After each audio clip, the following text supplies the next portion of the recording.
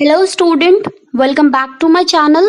In this video, I am going to explain the text explanation of the chapter The Giving Tree of Grade 4, Subject English, Book Marigold. But before that, who are new in this channel, kindly subscribe the channel and press the bell icon for latest update. बच्चों आज हम पढ़ेंगे आपका chapter है class 4 का the giving tree. उसका पूरा text explain के लिए पढ़ना शुरू करते हैं. The giving tree. How do you feel when you help someone. आपको कैसा लगता है जब आप किसी की मदद करते हैं. How do you feel when you share your things with other. आपको कैसा लगता है जब आप अपनी चीजें किसी के साथ शेयर करते हैं, बांटते हैं.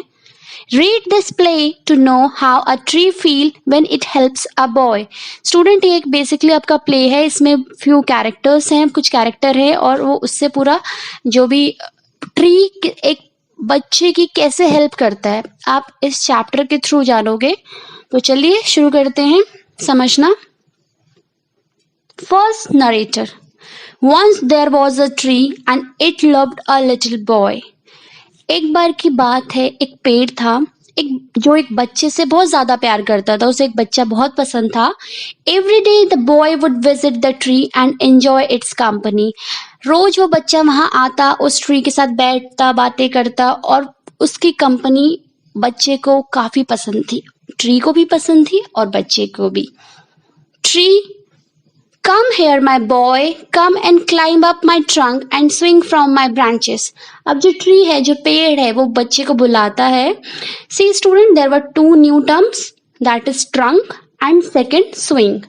Trunk mean basically क्या होता है, the thick central part of a tree that the branches grow from.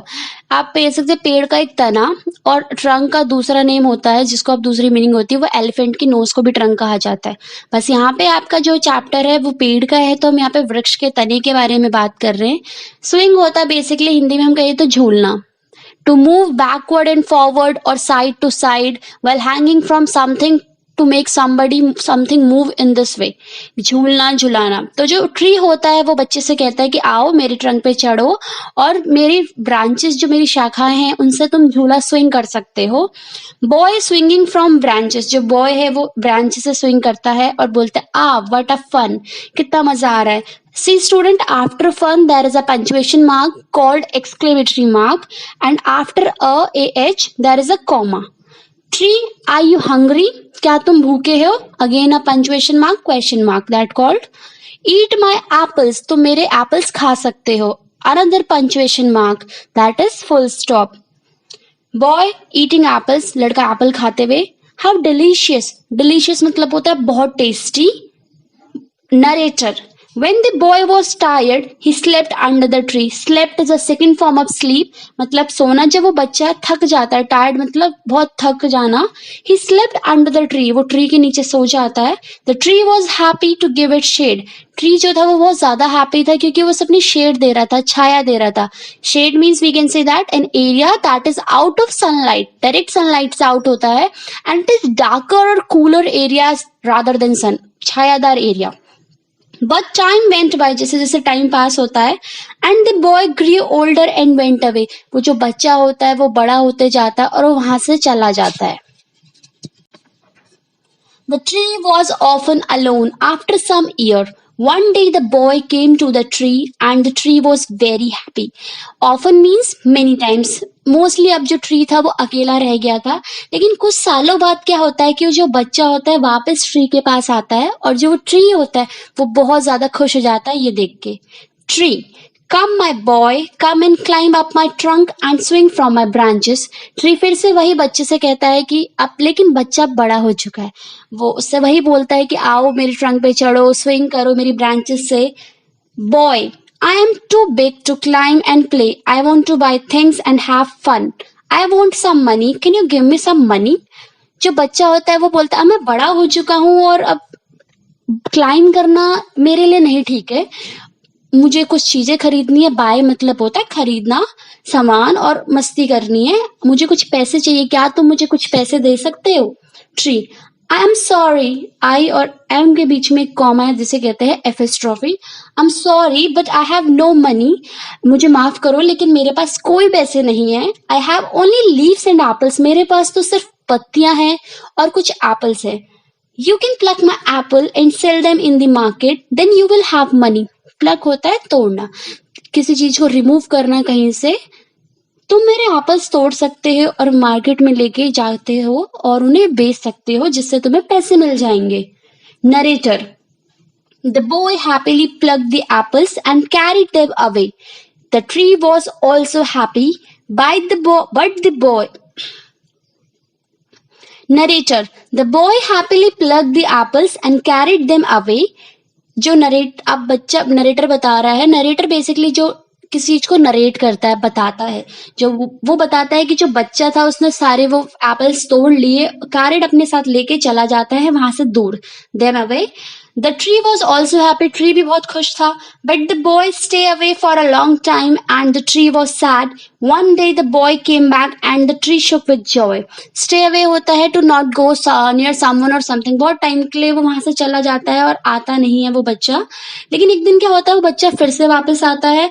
शुक होता है हिलाना, to move side to side means जैसे शेक करना, अपना जो ट्री होता है वो अपनी ब्रांचेस शेक करना शुरू कर देता है खुशी के मारे, बिकॉज जो वो बच्चा था वो वापस आ जाता है। Tree, come boy climb and tree, come boy, come and climb up my trunk, swing from my branches, eat my apples and play in my shed and be happy. वो फिर से बोलता, बच्चे आओ चढ़ो मेरी ब्रांचेस पे, स्विंग करो, एप्पल्स खाओ, शेड में खेलो और खुश रहो। Boy, I am too busy to climb trees, मैं बहुत ज्यादा बिजी हूँ कि मैं ट्री पे क्लाइम नहीं कर सकता, मैं नहीं चढ़ सकता हूँ। I am getting married and I need a house for my wife and children, can you give me a house. अब सी स्टूडेंट, यहाँ पे बच्चा जो होता है वो बहुत बड़ा हो चुका होता है, वो अडल्ट बन चुका होता है। वो ट्री के पास जाता है, वो कहता है उसकी शादी होने वाली है, उसे अपनी वाइफ के लिए घर चाहिए, अपने बच्चों के लिए, तो क्या तुम मुझे एक घर दे सकते हो। Tree, I have no house but you may cut off my branches and build a house, मेरे पास घर तो नहीं है लेकिन तुम मेरे ब्रांचेस को कट कर सकते हो और उससे एक घर बना सकते हो। Narrator, so the boy cut off the tree's branches and carried them away to build a house. तो बच्चे ने वही करा जो बड़ा बच्चा हो चुका था, एक लड़का बन चुका था जिसने वो सारी ब्रांचेस काटी और अपने साथ उन सब ब्रांचेस को लेके चला गया। Tree was very happy, tree बहुत खुश था, but the boy stay away for a long time and the tree was sad again. फिर से वही लड़का वापस काफी समय के लिए, कह सकते हैं काफी सालों के लिए वहां से चला जाता है, वापस कभी नहीं आता है। ट्री भी फिर से सैड हो जाता है। And when he came back after some year, the tree was so happy that it could hardly speak. Now the boy was a young man.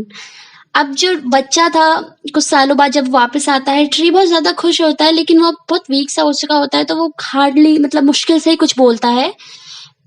लेकिन जब बॉय था अब वो यंग मैन बन चुका था। Tree, come my boy, what can I do for you, आओ मेरे बच्चे, मैं तुम्हारे लिए क्या कर सकता हूँ। सी, इससे पहले जब भी बच्चा आता था उसके पास वो पूरा क्लाइम वगैरह सब खाता था, लेकिन अब जो ट्री था वो काफी ज्यादा वीक हो चुका था क्योंकि बिकॉज ऑलरेडी उसके पास ब्रांचेस नहीं थे, वो बहुत पुराना और सूखा पेड़ कह सकते हैं उस तरीके से हो चुका था। Come young man, I am going on a business trip. I want a boat to take me away. Can you give me a boat? मैं अब जो यंग मैन है वो सेम बॉय जो अब यंग मैन कन्वर्ट हो चुका है, वो कहता है कि मैं बिजनेस ट्रिप पे जा रहा हूँ, मुझे एक बोट चाहिए वहां जाने के लिए, क्या तुम मुझे एक बोट दे सकते हो। Tree, all I have left is a trunk, अब मेरे पास सिर्फ एक ये ट्रंक बचा हुआ है। Trunk, that central part of the tree that the branches grow. Cut down my trunk and make a boat, then you can sail away. Student, sail जो होता है वो बेसिकली बोट के लिए और शिप के लिए यूज होता है, जब लोग उस पर ट्रैवल करके इस साइड से उस साइड जाते हैं। और it can be The young man cut the trunk of the tree and sailed away in a boat. The tree was left only with a stump. अब जो वो ट्री था धीरे धीरे करके उसका यंग मैन था वो उसका ट्रंक भी कट कर लेता है, सिर्फ वहां पे क्या बच जाता है, एक स्टम्प। स्टम्प होता है students the part that is left after something that has been cut down और ब्रोकन ऑफ। किसी भी चीज को काट देना या जो रेस्ट पार्ट बच जाता है बचा कुचा, उसे आप स्टम्प कह सकते हो। ट्री का जो बेसिकली लास्ट बॉटम वाला जो पार्ट बच जाता है किसी चीज को कट करने के बाद। And after a long time, young man came back again. Now he was an old man, but the tree recognized him. Recognize मतलब होता है पहचान लेना. काफी सालों बाद फिर से वो जो young man था वापस आता है उस ट्री के पास. अब वो एक बूढ़ा आदमी बन चुका होता है, लेकिन फिर भी जो वो ट्री होता है उसे पहचान जाता है. Tree, I am sorry friend, but I have nothing left to give you, my apples are gone. जो ट्री होता है वो कहता है अब मैं सॉरी फील कर रहा हूँ, मेरे पास अब कुछ भी नहीं है तुम्हें देने के लिए, मेरे एप्पल्स थे वो जा चुके हैं. Old man, my teeth are too weak for apples. जो ओल्ड मैन होता है, सेम जो बॉय था जो यंग मैन में कन्वर्ट हुआ, जो अब ओल्ड मैन है, वो कहता है कि मेरे दांत बहुत कमजोर है. वीक मीन्स बहुत कमजोर होना, अब कि वो एक एप्पल खा सके. Tree, my branches are gone, you can not swing on them. मेरी ब्रांचेस भी जा चुकी हैं, तुम उसमें स्विंग नहीं कर सकते हो. Old man, I am too old to swing on branches. मैं भी बहुत बूढ़ा हो चुका हूँ जो मैं उसमें स्विंग खुद नहीं कर सकता. Tree, my trunk is gone, you can not climb. मेरा ट्रंक भी जा चुका है और तुम उसमें नहीं चढ़ सकते हो. Old man, I am too tired to climb. फिर से ओल्ड मैन कहता है कि मैं खुद बहुत थक चुका हूँ जो मैं क्लाइम कर सकूंगा. ट्री साइंग, साय मतलब होता है एक लॉन्ग और डीप ब्रीथ लेना. आई am sorry, I wish that I could give you something, but I have nothing left, I am just an old stump, I am sorry. जो ट्री होता है वो ज्यादा सॉरी फील करता है कि अब उसके पास कुछ भी नहीं बचा है, जितना भी था वो ऑलरेडी दे चुका है. अब उसके पास सिर्फ वो ओल्ड एक स्टंप बन चुका है.